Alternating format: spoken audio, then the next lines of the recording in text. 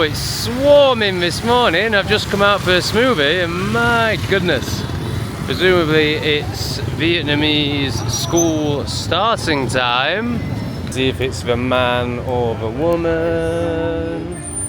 I think we've got to the point where they know that I don't want milk and I want it actually smoothising in here. Do you speak English?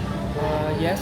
Can I get 2 smoothies but no milk? Smoothies? Yeah, so that's these ones. Yeah, but no milk. Which So, one do you want? I want 1 soursop. You have? Yes. 1 soursop and 1 strawberry. But it's just for fruits, ice and yogurt. Thank you. Sugar? No sugar, no milk. Thank you. So today I would like to... Oh wow, yeah, so Dalat is amazing. I'd like to show you some of Dalat if I don't just get mashed and lie in bed all day. The building work, I think today is the last day. It's been quite a challenging few days, to be honest. Like, the building work has been really hard to deal with.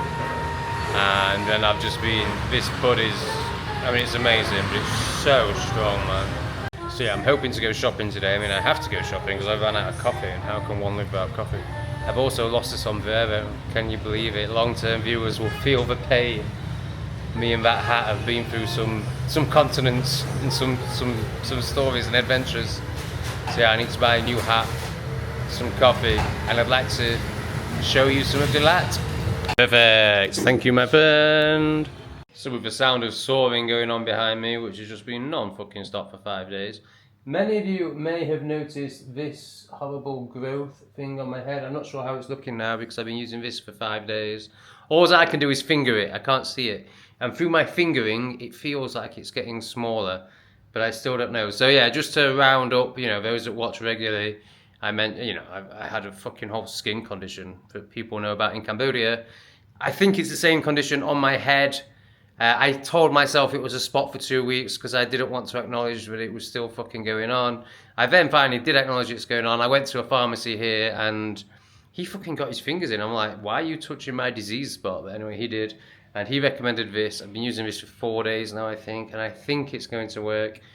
If in 2 days my fingering suggests that it's not really working, then I will actually go to a doctor's. But that's just where we're at with that. Now let's go and see the hills of Dalat as we go to... it's not my favourite cafe. There's actually a better cafe, but this one has the views. Right, I'm going to try this thing again. Twice now, my phone has fallen out as I was driving. Yesterday it was really bad.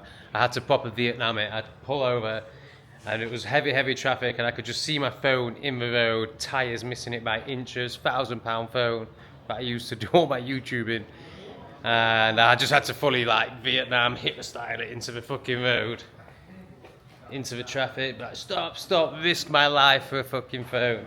So I have actually stopped using it, but I've decided we're going to go to Tu Yan Lake, which is stunning. Just one of the most beautiful things I've ever seen. So yeah, I'm going to go there and have a walk and take you with me, of course. So yeah, I'm gonna chance the phone, but I'm gonna do it so fucking tight. Righty fucking tighty. Head south. So when you get out of the main city of Dalat, it all starts to open up. This is nothing yet. This is the start of the opening. So we drive through strawberry growing county to get there. Here's a big strawberry grower, and we've just passed another like 6 stalls all selling strawberries. When I first moved out to Asia in Thailand, I used to sort of laugh at them for all selling the same thing in the same place.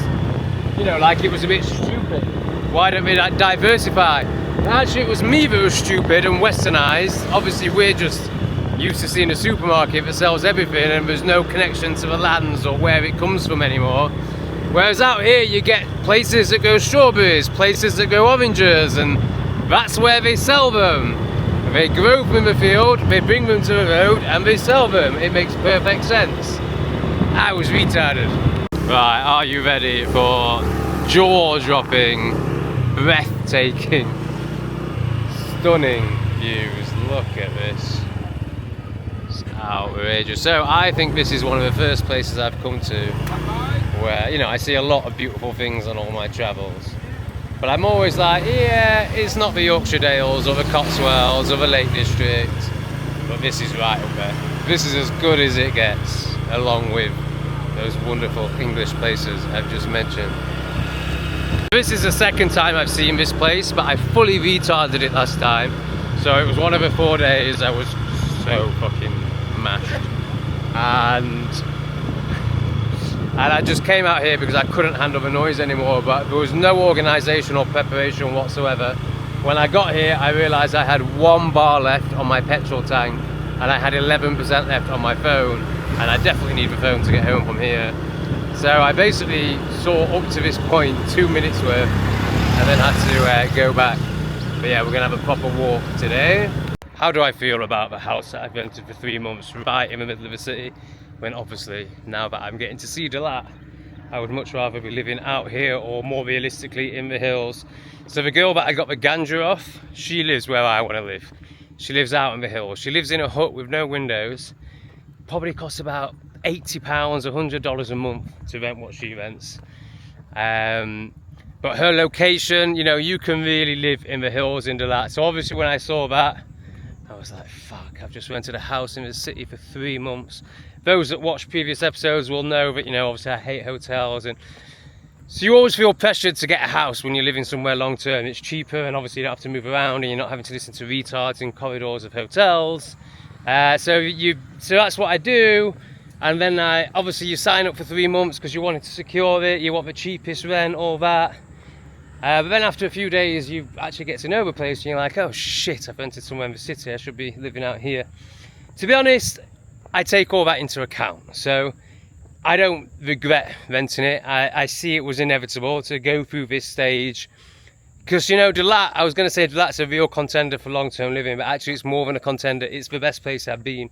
It's gorgeous, it's very westernised, it's got lots of westernised businesses. I can get, I mean, I don't know if this is a positive or a con, I can get top quality ganja here. I'm paying £7, $8 or $9 a G. And it's top quality. Too good, really. Like I explained earlier, the stuff in Kampot is probably better. But then Kampot, it's just so fucking hot. You can't do anything during the day. Whereas this is midday. Midday, and I'm comfortable. So I just feel it was inevitable that I was going to rent a house in the city at first. You know, they were the only ones available. It was easy, I was stressed. Obviously now I'm like, oh, I should have just done it for a month. But then renting somewhere in the hills for 2 months would be difficult. So I think it's 3 months of learning, discovering Dalat, and then when I come back, if I come back, most likely when I come back, I'll know what I'm doing, and then I'll get a house in the hills. Looks like we're about to gate crash some wedding shots. So this was happening last time I came here as well. I mean, it's not surprising really, is it? But this is the place that people come to get their wedding shots. So taking the Western hippie, we're about to talk about him. There's the bride. So it seems to me, and this is only, you know, based on what I'm seeing, that Vietnam is way more chilled out than Thailand when it comes to work permits and foreigners selling shit on the streets. You know, in Thailand he'd be picked up straight away, and rightfully so, because they protect, you know, they protect the nationals. You know, the opposite of what we see in England. But yeah, foreigners can't sell shit in Thailand. Not as openly as that, fuck me. But he's in a major tourist spot selling his bracelets. So, you know, the argument would be, well, he's taken a local's job. That's certainly how Thailand sees it. And officially it's how Vietnam sees it as well. But I'm starting to see that it's just a lot less strict out here. I don't know. I don't want to say too much because I don't really know. But yeah, you won't be able to do that in Thailand. Look at this. This is Dalat. So it's just gone midday. I've decided to go home.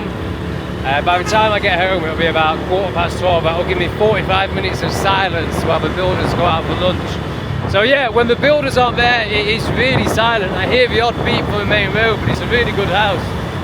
So I'm going to enjoy those 45 minutes of silence, and then when the builders come back at 1 o'clock, I'll leave for another 4 hours. And I really hope, fucking hell, it's so amazing. I really hope today is the last day that I have to live like this. I'm so hoping that today is the last day I get woken up with, honestly, it's mad. Like, they all arrive at about 7 in the morning and they just start shouting. And then throughout the day, they're obviously on quite a big building site, so you know, I assume what's happening is they're going, Paul, have you got the spanner or whatever? But the way they communicate is just so aggressive, and it's like with these noises that sound like they're punching you in the face. Like I can't really do it, but like, and it's really hard to live next to. And then obviously there's all the drilling and just the building noise, and then there's one day that they had the stereo playing. It's so random, like there was just this one day they had music all day, and then all the other days they haven't had music. But yeah, that was the worst day. It was like being next to a disco building site. It was just horrendous. A lot of calves wave at me, and it's not because I'm filming. So a whole family just drove past, and like the adults were waving, but this kid has just been waving at me. Go on, again! Woo! Yay! Half the bikes are still here. So, you know, usually there's like 10 bikes here, which blocks my driveway. Honestly, it's been an absolute nightmare. So yeah, they usually all go for lunch, but it seems some of them are still here. Anyway, it seems to be fairly quiet right now, so we'll chill for 30-40 minutes till the rest of them come back and start fucking shouting at each other and drilling. It's just taken a big yes. So they seem to be taking a lot of tools and equipment away, which is a very good sign that this is the last day of building. I'm hoping that by the time they're done, all of that room will be cleared of building equipment, and it'll look more like that. And that will be an end to my noise nightmare. What's this one carrying? Oh, nothing. That's the first one that hasn't been carrying either a big box of tools or a tub or something, as if they are leaving this site. Every other night they've just gone off on their bikes and obviously left the tools there, so they're coming back tomorrow. So I think this might be it. Yeah, they're definitely packing up.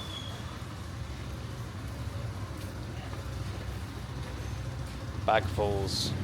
They keep coming and going though, so it's super noisy, but I think it's like the last crescendo as they keep coming and taking us up. I'm wondering if they've got a truck further down, because they're like taking it all on scooters.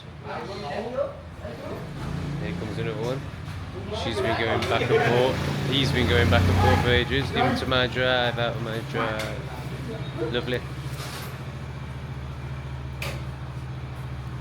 Looks like some clearing up is going on at the end of the alley.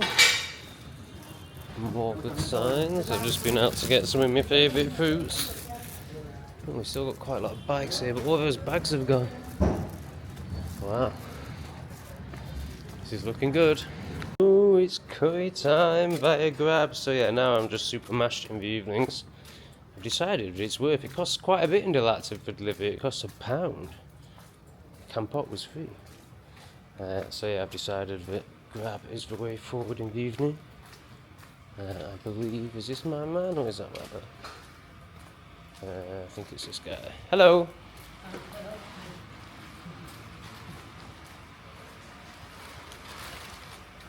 So yeah, this is my nightly routine now. Thank you very much. Thank you. Come on. Hey. Easy peasy.